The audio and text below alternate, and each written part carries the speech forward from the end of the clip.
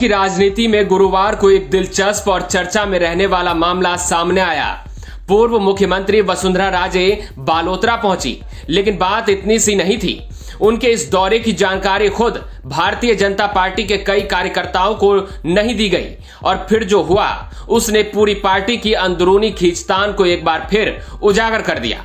बालोतरा दौरे के दौरान एक वरिष्ठ बीजेपी कार्यकर्ता ने राजे को बताया कि पार्टी के जमीनी स्तर के कार्यकर्ताओं को उनके आने की खबर नहीं दी गई। ये सुनते ही राजे नाराज हो गई और तत्काल विधायक अरुण चौधरी से पूछा, सूचना क्यों नहीं दी गई। चौधरी ने जवाब दिया कि जिला अध्यक्ष ने मंडल अध्यक्ष, प्रधान और स्थानीय सरपंच को पहले ही सूचना दे दी थी। और साहब कार्यकर्ता की कोई मेहरबानी नहीं है और कोई कार्यकर्ता है ही नहीं, कोई आप पधारे मन को इन्फॉर्म है ही नहीं। जरूरी आया इतना नहीं, हमारी मर्जी हो आया 96 से उम्मीद ही रहा था मैं कार्यकर्ता हूँ। आपने बताया नहीं गलत को बताया, दौल जी को बताया, प्रधान जी को बताया। मैं प्रधान जी सूचना तो प्रधान जी और दौल जी और मंडल अध्यक्ष वोट आते थे फिर बाद में कार्यकर्ताओं की जरूरत पड़ती है। देखो भैया, एक चीज आपको ध्यान रखिए, जब हम लोग कहीं जाते हैं हमारा इंफॉर्मेशन जाता है जिलाध्यक्ष के साथ मंडल अध्यक्ष। अब एक मंडल बीपी बना हटिया मैं पूछो सब मैं मोने जिलाधीश करियो कोई मंडलाधीश करियो, मैं यानी 96 में आप कार्यकर्ता हूं।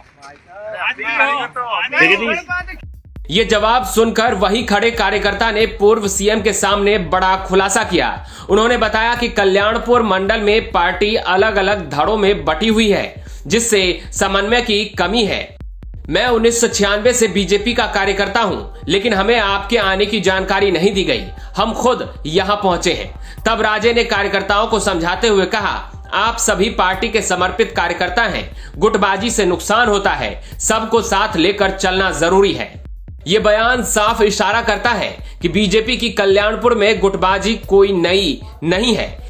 याद दिला दें कि पंचायत समिति के प्रधान पद के उपचुनाव में जब श्रवण सिंह को टिकट नहीं मिला तो उन्होंने निर्दलीय लड़कर कांग्रेस के समर्थन से जीत दर्ज की थी। अब उनकी वापसी से फिर असंतोष बढ़ गया है।